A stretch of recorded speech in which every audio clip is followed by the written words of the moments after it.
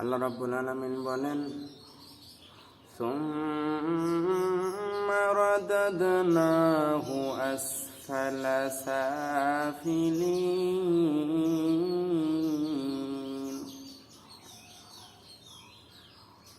অতঃপর মানুষকে আমি নিকৃষ্ট স্থানে নিক্ষেপ করি, হীন থেকে হীনতম স্থানে আমি নিক্ষেপ করি।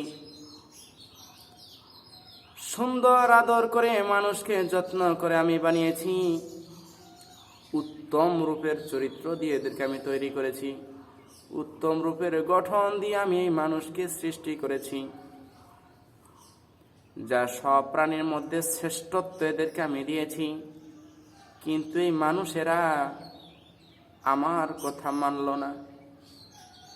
অন্যান্য পশু পাখির রূপ ধারণ করে আমাকে বুঝাতে চায়, মাবুদ আমি মানুষ হয়ে ভালো হইলাম না, আমাকে যদি কুকুরের মতো পশু বানাতাম, মুখোশ পরে আমি তোমাকে সেটা বুঝাতে চাই। আল্লাহ রাব্বুল আলামিন বলেন, এই মানুষদেরকে আমি এত জঘন্যতম নিচে নিয়ে যাই যেখানে শয়তান পর্যন্ত যেতে ঘৃণা করে। এই মানুষেরাই সমকামিতা করে, এই মানুষেরাই পুরুষ পুরুষকে বিয়ে করে, অথচ একটা কুকুর আরেকটা পুরুষ কুকুরকে কখনো বিয়ে করে না। এই মানুষের চরিত্র এত নিচে নেমে গেল যেখানে শয়তান পর্যন্ত এদেরকে দেখে ঘৃণা করে। যখন পোলাও ভাত, কোরমা, বিরিয়ানি খুবই ভালো থাকে, খেতে সবাই খুব পছন্দ করে, গরম গরম অত্যন্ত সুস্বাদু, পচে যখন যায়, গলে যখন যায়, কুকুরের সামনে দিলে পর্যন্ত কুকুর তার খায় না, আরেকদিকে মুখ ফিরিয়ে চলে যায়। ঠিক এই মুসলমানদের অবস্থান হলো এরকম। যখন সে ভালো থাকে, ফেরেশতারা পর্যন্ত তাদেরকে সিজদা করেছে, সম্মান দিয়েছে, ইজ্জত দিয়েছে। যখন তার চরিত্রের অধঃপতন হয়েছে, নিম্ন থেকে নিম্নে চলে গেছে, শয়তান পর্যন্ত তাদেরকে দেখে নিকৃষ্ট দৃষ্টিতে তাকায় আর বলে, হায় রে মানুষ, তোমরা না ফেরেশতাদের সিজদা পেয়েছিলে, আর এখন তোমরা মাটির তৈরি মূর্তিকে সিজদা করতেছ। তোমরা এত নিচে নামলে কেন? এত নিচু তোমাদের অবস্থান হয়েছে কেন? আল্লাহ পাক বলেন, এই সমস্ত মানুষদের পাপের কারণে, অন্যায়ের কারণে, বদ চরিত্রের কারণে আমি নিকৃষ্ট, হীন থেকে হীনতম করে দেই। শয়তান পর্যন্ত তাদেরকে দেখে ঘৃণা করে। এরপর আল্লাহ পাক বলেন, তবে হ্যাঁ, সমাজের মধ্যে সবগুলো যে খারাপ তা নয়। সামনের আয়াতে আল্লাহ পাক বলেন, ইল্লাল্লাযীনা আমানু ওয়া আমিলুস সালিহাতি ফালাহুম আজরুন গায়রু মামনুন। তবে হ্যাঁ, যারা ভালো, যারা ঈমান এনেছে, শুধু ঈমান এনেই বসে থাকে নাই, আমানু ওয়া আমিলুস সালিহাত, নেক কাজ করেছে, সৎ কাজ করেছে। কালেমা পাঠ করার পর কালেমার দাবি হলো নামাজ আদায় করা, রোজা রাখা, সামর্থ্য থাকলে হজ করা, ধনী হলে যাকাত দেয়া। এগুলো সে আদায় করেছে, গভীর রজনীতে চোখের পানি বিসর্জন দিয়েছে, আল্লাহর হুকুমগুলো পুঙ্খানুপুঙ্খ রূপে মেনেছে। যেমন বাজার করতে গেল, বাজার করার পর বাজার থেকে তরি তরকারি নিয়ে আসছে, নিয়ে এসেই সে বসে থাকে নাই, সেগুলাকে সে আবার রান্না বান্না করেছে, রান্না বান্না করার পরেই বসে থাকেনি, সেগুলোকে আবার সে খাওয়া দাওয়া করে নিজের উদর পূর্তি করেছে। ঈমান হলো এরকম, কালেমা পরেই বসে থাকা যাবে না। কালেমার পরেই দাবি হলো নামাজ, রুকু, সিজদা করে আল্লাহ পাককে প্রমাণ দিতে হবে, রব্বুল আলামিন তোমার কাছে আমি আত্মসমর্পণ করেছি।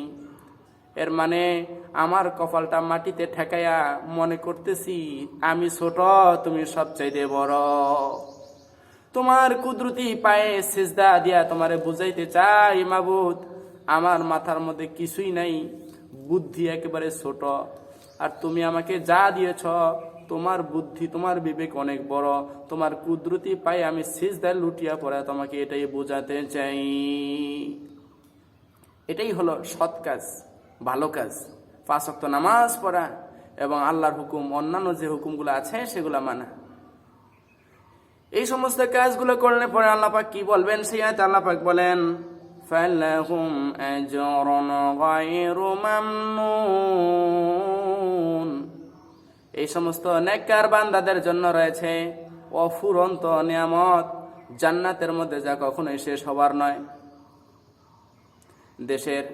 দেশের মধ্যে বলা হয় কয়লার খনি, গ্যাসের খনি, এত বছর পর্যন্ত যদি একটানা উত্তোলন করা হয় এক সময় তা শেষ হয়ে যাবে।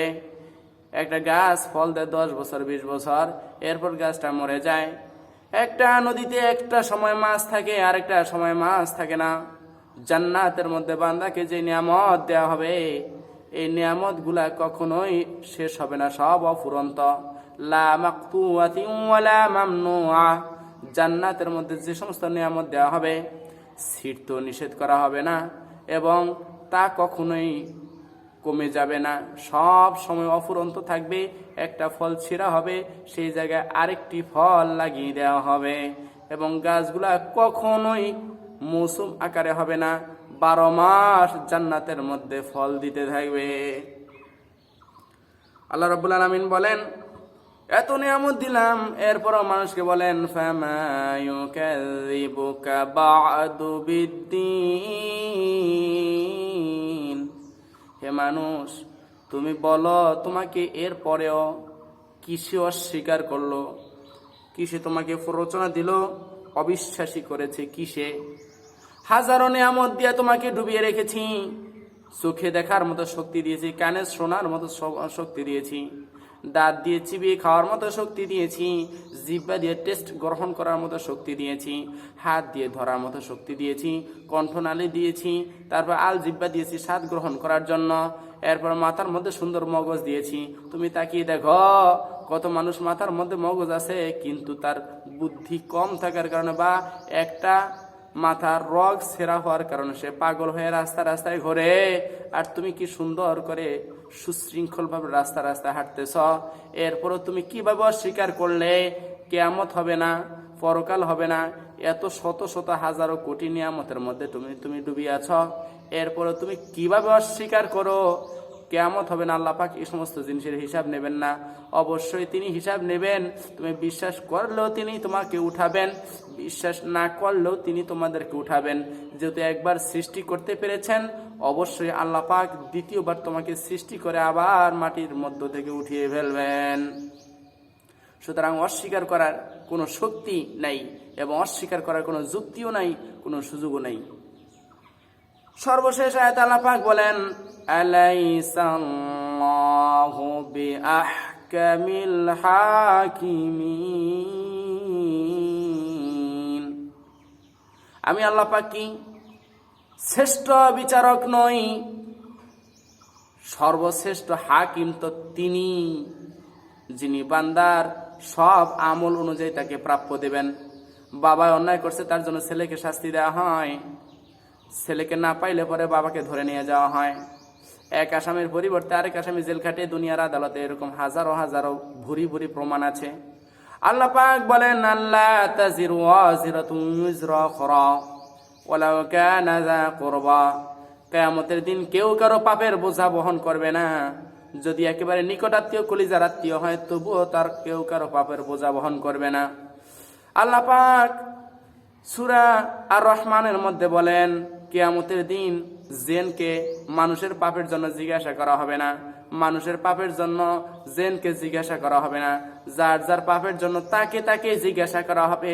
বাবার পাপের জন্য ছেলেকে ধরা হবে না, ছেলের পাপের জন্য বাবাকে ধরা হবে না। কিয়ামতের দিন যার যার পাপের জন্য তাকেই বিচারের সম্মুখীন করা হবে। একজন একজন করে আল্লাহ পাক ডাকবেন আর বলবেন তোমার জীবনের খাতার হিসাব দাও। এভাবে তিনি বিচার কায়েম করবেন। ওই আল্লাহ পাকের সামনে কিভাবে দাঁড়াবো? দুনিয়ার একজন হাকিমের সামনে আমরা দাঁড়াতে ভয় পাই, কলিজায় পানি থাকে না। অথচ হাকিম আমাদের মতোই একজন সাধারণ মানুষ। এর ভয়তে আমাদের কলিজায় পানি থাকে না।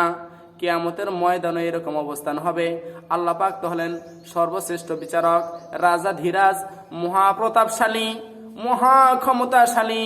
তার ক্ষমতার কোনো শেষ নাই। সে আল্লাহ রাব্বুল আলামিন কিয়ামতের দিন সর্বশ্রেষ্ঠ ন্যায় বিচারক হয়ে তিনি দাঁড়াবেন এবং বিচার করবেন। আল্লাহ পাক কোরআনে কারীমের অন্যত্র বলেন, আমি কোনো মানুষের প্রতি এক জাররা পরিমাণ জুলুম করি না। সুতরাং কিয়ামতের দিন যে যা প্রাপ্য হবে আমি আল্লাহ পাক প্রত্যেকের হাতে তাই ধরিয়ে দেব।